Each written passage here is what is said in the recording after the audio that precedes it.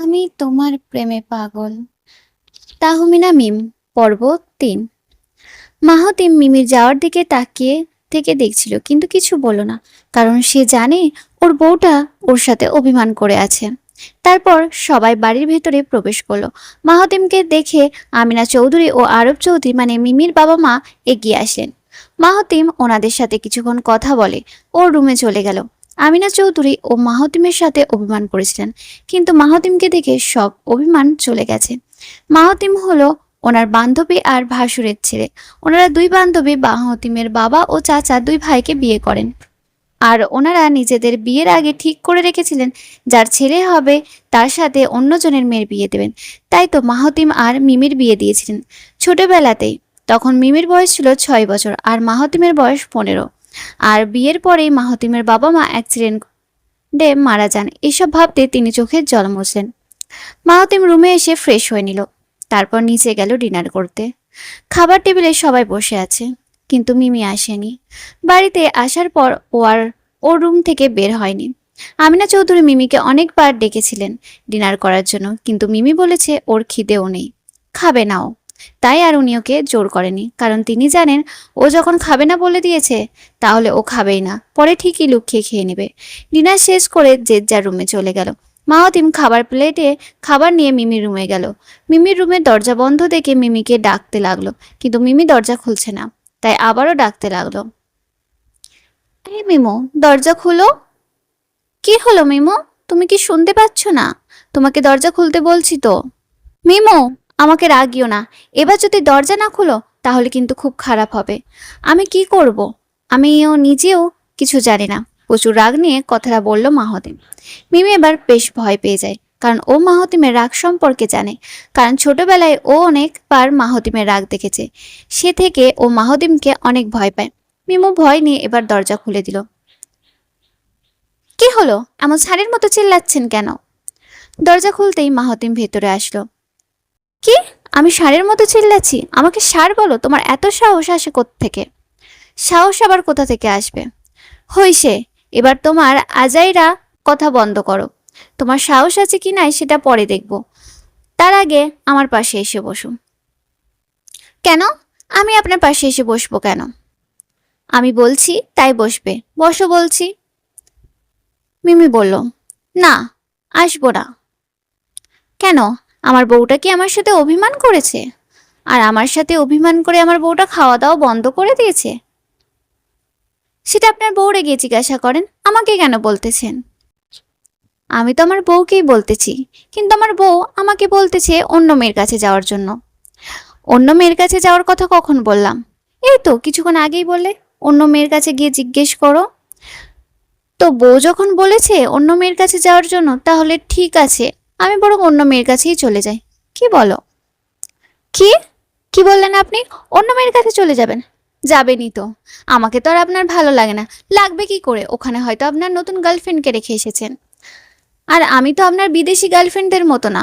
ওখানে গার্লফ্রেন্ড রেখে আসলে কি আর আমাকে ভালো লাগবে নাকি আপনার? ঠাস। আমাকে মারলেন কেন? আমি যা বলছি ঠিকই তো বলেছি। ঠাস। মিমি গালে হাত দিয়ে কান্না করতে লাগলো। আমাকে তোর কি মনে হয় আমি 12 ভাতারি নাকি? আমি মেয়েদের ছাড়া থাকতে পারি না? আজ পর্যন্ত কোনো মেয়েকে কাছে আসতে দিইনি। আর তুই কি না বলিস আমার আরো গার্লফ্রেন্ড আছে? আমার বিদেশি মেয়ে পছন্দ। আমি তোরে বলেছি আমার বিদেশি মেয়ে পছন্দ, নাকি তোরে বলেছি যে তোরে আমার পছন্দ না? বল। মাহতিম বলল, কি হলো, বলছিস না কেন? ভেবেছিলাম আজকে তোর সাথে একটু সুন্দর করে সময় কাটাবো, তোকে একটু মন ভরে দেখবো। তা তো আর হলোই না, মেজাজটাই খারাপ করে দিলি। বলেই রুম থেকে বের হয়ে গেল। গল্পটি ভালো লাগলে সাবস্ক্রাইব করতে ভুলবেন না কিন্তু। পর্ব 4। ভেবেছিলাম আজকে তোর সাথে একটু সুন্দর সময় কাটাবো, তোকে একটু মন ভরে দেখবো। তা তো আর হলোই না, মেজাজটাই খারাপ করে দিলি। বলেই রুম থেকে বের হয়ে গেল মাহাতিম। মিমি গালে হাত দিয়ে কাঁদতে থাকে। কাঁদতে কাঁদতে ঘুমিয়ে পড়ল। রাত 3টা বাজে। প্রচুর খিদে পেয়েছে মিমির। তাই ও উঠে লুকিয়ে কিচেনে গেল। ফ্রিজ খুলে দেখতে পেল ফ্রিজে আইসক্রিম আর কয়েক ধরনের ফল রাখা। ও এগুলো দেখে ভাবতেছে, আচ্ছা, আমি কি এগুলো খাবো নাকি খাবো না? আমি তো রাগ করেছি। দূর বাবা, এখন এত রাগ কাকে দেখায়? কেউ তো নাই, আগে বরং খেয়ে নি, প্রচুর খিদে পেয়েছে, বাকিরা কাল দেখানো যাবে। তারপর সব ভাবনার অবসান ঘটিয়ে ও 2টা আপেল খেয়ে চুপি চুপি আবার রুমে চলে আসলো। মাহতিম এতক্ষণ দাঁড়িয়ে দাঁড়িয়ে মিমির সব কাণ্ড দেখছিল আর হাসছিল। তারপর মনে মনে বলল, এই মেয়ে এখনো বাচ্চাই রয়ে গেল, কবে যে বড় হবে। বলি পানি নিয়ে রুমে চলে গেল। মাহতিম পানি নিতে এসেছিল কিচেনে, এসে দেখে মিমি লুকিয়ে লুকিয়ে ফল চুরি করছে। তার কাণ্ড দেখে সে হাসছে। সকালে সবাই একসাথে বসে নাস্তা করছে, তখনই মিমি রেডি হয়ে নিচে আসলো কলেজে যাবে বলে। তখনই আমিনা চৌধুরী মিমিকে ডেকে বললেন, কি রে মিমি, নাস্তা করবি না? না আম্মু, আমার খিদে নেই, আমি খাবো না। কেন খাবি না? রাত থেকে তো কিছুই খাসনি। বললাম তো আম্মু, আমার খিদে নেই, খিদে পেলে আমি ঠিক ক্যান্টিনে খেয়ে নেব। এই বলে মিমি চলে গেল। এই মিমি শুনো, এই মিমি শোন, তুই একা একা কোথায় যাচ্ছিস? আজ থেকে মাহতিম তোকে প্রতিদিন কলেজে দিয়ে ওর অফিসে চলে যাবে। আরব চৌধুরী বললেন। মিমি দাঁড়িয়ে বলল, কেন বাবা, আমি কি এখনো ছোট নাকি যে আমি একা যেতে পারবো না? কাউকে আমায় কলেজে দিয়ে আসতে হবে। বলেই ওর চোখ গেল খাবার টেবিলে বসে থাকা মাহতিমের দিকে। মিমি এতক্ষণ মাহতিমকে খেয়াল করেনি। যখনই মাহতিমের দিকে চোখ পড়ল, ও দেখল মাহতিম ওর দিকে রাগী চোখে তাকিয়ে আছে। রাগে তার চোখ দুটো লাল হয়ে আছে, যেন এক্ষুনি আগুন বের হবে। মিমির গলা শুকিয়ে আসছে। মাহতিমের চোখ দেখে আজ না জানি কি হয় ওর সাথে। সে ভয়ে ওর আর মুখ খুলল না, একটা কথাও বের করলো না মুখ থেকে। তাই ও চুপ হয়ে যায়। তুমি কি জানো না, তোমার সেফটির জন্য আমি তোমাকে মাহতিমের সাথে পাঠাচ্ছি? তুমি কি ভুলে গেছো তোমার বোনের সাথে কি হয়েছে?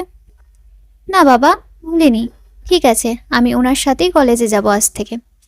ঠিক আছে, আজ থেকে তোকে নিয়ে আমার কোনো ভয় নেই, আমি নিশ্চিন্ত, বলেই দীর্ঘশ্বাস ফেললেন তিনি।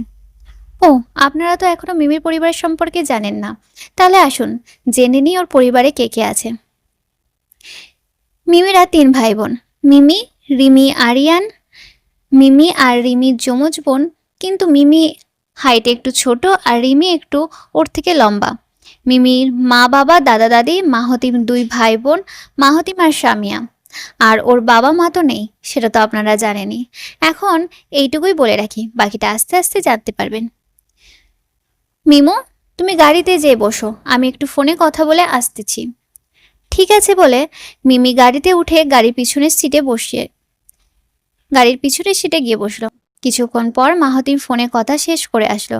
এসে দেখে মিমি পেছনের সিটে বসে আছে। মাহতিম গাড়িতে উঠে বলল, কি হলো, তুমি পিছনে বসলে কেন? আমি কি তোমার ড্রাইভার হই? বলেই গাড়ির দরজাটা ঠকাস করে লাগালো। শব্দে মিমি কেঁপে উঠল।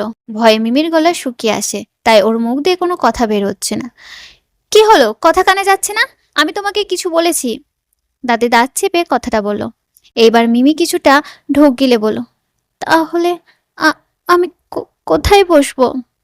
কোথায় বসবে মানে? সামনের সিটে বসবে। তোমার আমার পাশে বসতে কি তোমার কোনো অসুবিধা আছে?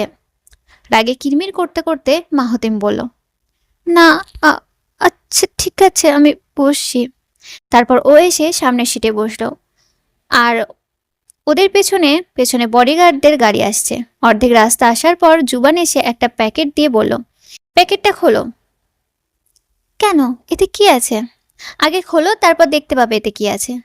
মিমি প্যাকেটটা খুলে দেখলো ভিতরে বিরিয়ানি আর অনেক ধরনের চকলেট। গাড়িতে ওঠার আগে মাহতিম জুবানকে কল দিয়ে বলেছিল এগুলো এনে দেওয়ার জন্য। চকলেট দেখে ও লোভ সামলাতে না পেরে চকলেট খেতে শুরু করে দিল। তারপর ওর মনে পড়ল, আরে আমি তো রেগে আছি। দূর বাবা, কেন যে চকলেট দেখে লোভ সামলাতে পারি না কে জানে। ও চকলেট খাওয়া থামিয়ে দিয়ে মাহতিমকে বলল, আমি খাবো না, এগুলো আপনার খাবার, আপনি খান। মাহতিম মিমির পাগলামো দেখে লুকিয়ে লুকিয়ে হাসছিল, কিন্তু মিমিকে বুঝতে দিল না। তারপর রাগী ভাব নিয়ে বলল, চকলেট যখন খেয়েছো, তাহলে বাকি খাবারগুলোও খেতে হবে, না হলে যতগুলো প্যাকেট চকলেট খেয়েছো সবগুলো চকলেট তোমার পেট কেটে বের করে নিব কিন্তু। কি, আপনি আমার পেট কাটবেন? মাত্র 3টি চকলেটের জন্য? কাঁদো কাঁদো হয়ে বলল মিমি। মাহতি মিমির কথা শুনে লুকিয়ে লুকিয়ে হাসলো। তারপর আবারও বলল, হ্যাঁ কাটবো, যদি তুমি আমার কথা না শোনো আর বাকি চকলেটগুলো না খাও। এবার মিমি কেঁদেই দিল আর বলল, আচ্ছা ঠিক আছে, আমি খেয়ে নিচ্ছি, সব খাবো, তবুও আবার পেট কাটবে না প্লিজ। হুম, ঠিক আছে, তাড়াতাড়ি শেষ করো, তোমার কলেজ প্রায় চলেই এসেছি কিন্তু। মিমি হাতের তালু দিয়ে নাক মুছে নিয়ে তাড়াতাড়ি খাবার শেষ করতে লাগলো, না হলে যে আজ ওর পেট কেটে ওর পেট কাটা পড়বে সে ভয়ে। যাও, নামো, তোমার কলেজে এসে পড়েছি। মিমি গাড়ি থেকে নামতে যাবে, তখনই মনে পড়লো আমি তো চকলেটগুলো খাইনি, ওগুলো কি নিয়ে নিব নাকি গাড়িতে রেখে যাব? কিন্তু উনি যদি আমার চকলেটগুলো খেয়ে নেয় তাহলে? কি হলো, কি ভাবতেছো? যাও, নামো। না, মানে, কপাল চুলকিয়ে মাহতিম বুঝতে পারলো মিমি চকলেটগুলো নেওয়ার জন্যই এমন করছে। যাও, নামো, আর হ্যাঁ, চকলেটগুলোও নিয়ে যাও, আমি বাচ্চাদের খাবার খাই না, মজা করে বললেন।